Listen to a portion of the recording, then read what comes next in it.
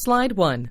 Welcome to installation and maintenance of health IT systems, elements of a typical EHR system. This is Lecture A. This component covers fundamentals of selection, installation, and maintenance of typical electronic health records, EHR systems. Slide 2. Today's first lecture, Health IT System Elements, is designed to give you a brief overview of a typical electronic health record or EHR system. We will discuss the Institute of Medicine's 6 aims for improving healthcare, what an EHR is, and how it has evolved. Additionally, we will outline the types of network elements an EHR system needs to function, as well as its typical hardware and software components. The objectives for this unit are to identify the core elements that comprise an EHR system, describe the use of client and server hardware for access to and storage of EHRs, describe network needs for access to and storage of EHRs, identify the application software and back-end data storage software needed for a comprehensive, effective health IT system. The Institute of Medicine, also referred to as the IOM, is an independent organization which works to improve healthcare at the national level by delivering unbiased, evidence-based healthcare advice. According to a report completed by IOM in 2001, the United States ranked 37th worldwide for quality of healthcare. That same year, the Institute of Medicine compiled a report listing 13 recommendations designed to revamp the nation's healthcare system. One of these core recommendations was a call for a renewed effort on the part of the government and private sectors to build an information infrastructure to support healthcare delivery, community health, quality measurement and improvement, public accountability, and improving research and clinical education. The committee further noted that information technology holds enormous potential for transforming the healthcare delivery system, and challenged the healthcare arena to virtually eliminate handwritten clinical data by the end of the decade. The Electronic Health Record, or EHR, system, though not born from this effort, certainly has seen renewed life and product evolution as the healthcare arena struggles to meet the IOM's challenge to improve healthcare delivery on a national scale. In 2007 to 2008, surveys of ambulatory practices indicated that only 4% had a fully functional electronic record system, and another 13% had a basic system. However, these numbers are increasing. In the last 2 years alone, EHR adoption rates have doubled. A recent survey conducted in August 2011 showed that 51% of physicians' offices with 3 to 5 providers and 31% of the solo provider practices now currently use EHRs, many of which were added in the past few months, thanks in part to 2009's HITC Act. Through the HITC Act, the U.S. federal government has committed billions of dollars to promote both adoption and meaningful use of EHRs.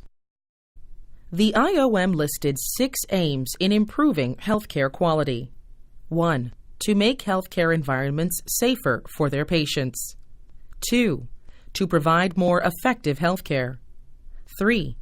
To make healthcare more patient-centered, that is, to ensure that the patient is more involved in the decision-making process and has a better understanding of the healthcare choices available. 4. To improve the timeliness of healthcare service. 5. To make the process of providing healthcare as a whole more efficient. 6. To work toward the elimination of healthcare disparities among diverse populations, ensuring that all patients have equal access to healthcare. Throughout the remainder of our course, think about each of the EHR systems you will be evaluating and ask yourself how each of them adequately addresses these 6 aims. So what is an electronic health record anyway? According to the Computerized Patient Record, published in 1991 by the Institute of Medicine, an electronic health record system is defined as the set of components that form the mechanism by which patient records are created, used, stored, and retrieved. A patient record system is usually located within a healthcare provider setting. It includes people, data, rules and procedures, processing and storage devices, for example, paper and pen, hardware and software, and communication and support facilities. The federal government has defined a complete EHR system as containing 4 basic functions: computerized orders for prescriptions and other therapies, computerized orders for tests, reporting of test results, and physician notes. To date, however, no federally enforced single standard based on this definition has been reached, and which of these records are stored electronically is determined largely by each individual healthcare practice. Likewise, the Institute of Medicine has also listed the key capabilities any EHR system should address as 1. A longitudinal collection of electronic health information for and about persons, where health information is defined as information pertaining to the health of an individual or the health care provided to an individual. 2. Immediate electronic access to person and population level information by authorized and only authorized users. 3. Provision of knowledge and decision support that enhance the quality, safety, and efficiency of patient care. And 4. Support of efficient processes for health care delivery. It is important to note these definitions while evaluating your present and/or prospective EHR systems, since an effective EHR system will ultimately be judged by how well it can adequately address and satisfy all these objectives. I will also note that when we talk about longitudinal data, collection involves repeated observations of the same items over long periods of time, often many decades.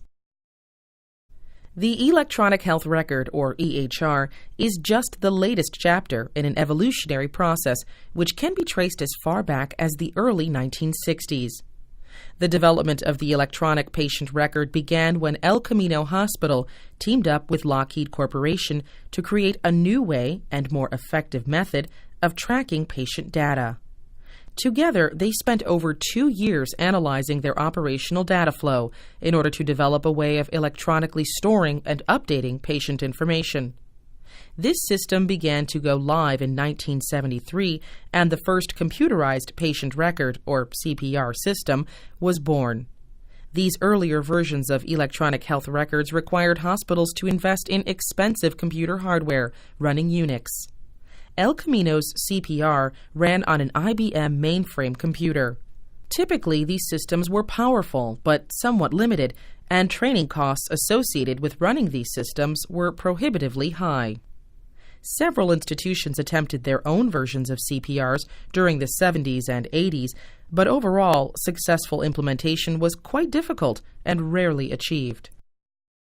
In the 1990s, however, computer technology was experiencing significant advances, and processing power became more abundant. Additionally, the IT industry began moving toward large-scale communication networks and distributed computing models, lifting many of the limitations seen in earlier CPR technology.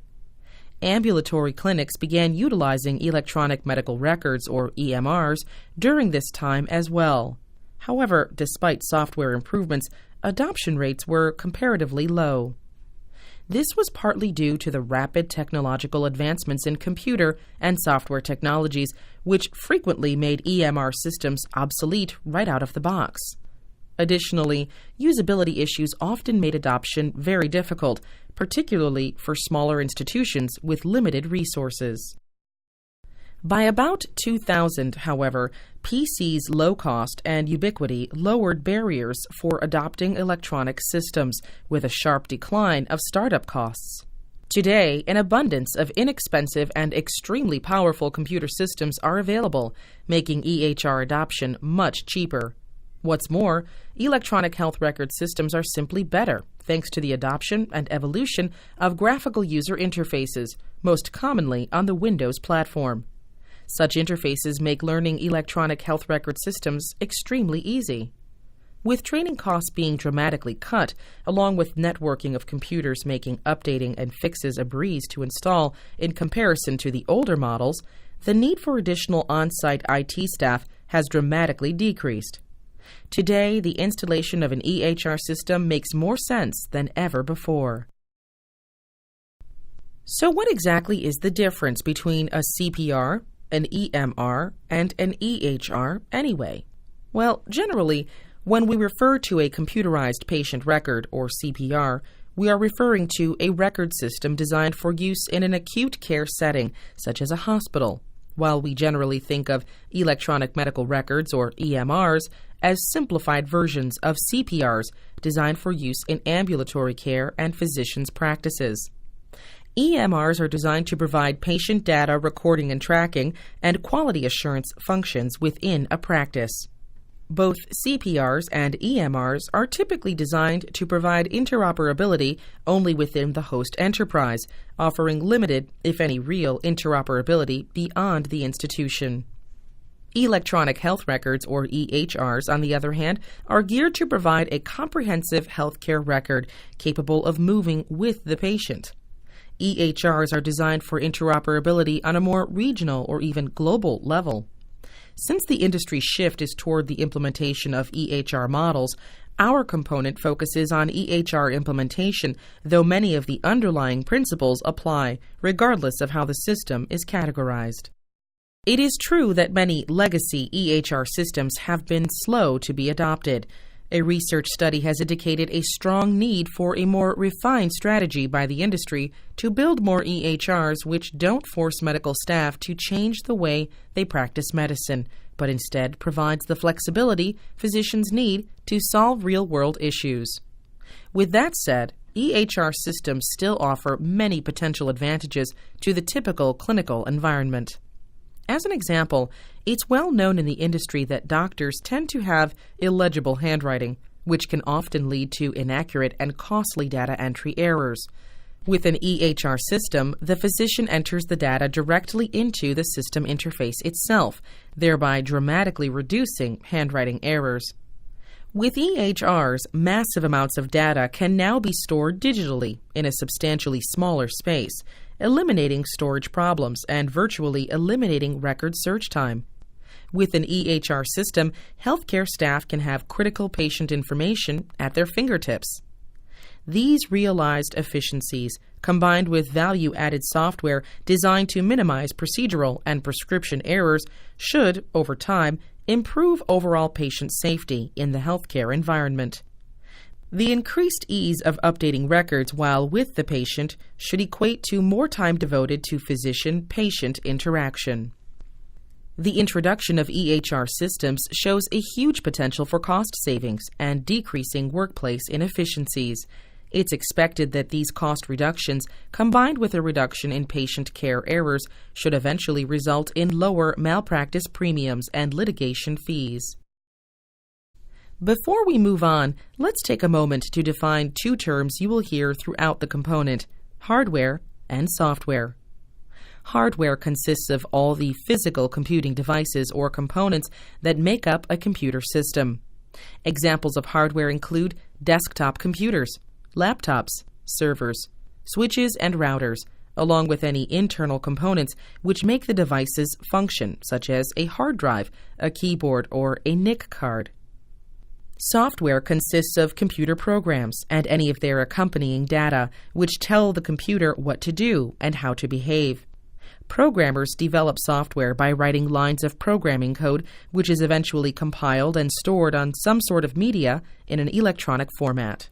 This illustration depicts that prior to centralized EHR system management software, each organization or department maintained its own system and software designed to capture the data required for each specialty area. This meant that multiple databases and patient records existed, and the healthcare provider was required to open a different client application for each department and compile the data using a manual process. Additionally, data may or may not have been in conformance with a standard. Image courtesy of National Center for Research Resources. Printed with permission, all rights reserved. This illustration depicts that EHR systems are designed to receive data from each of these organizational silos and compile them within a centralized database.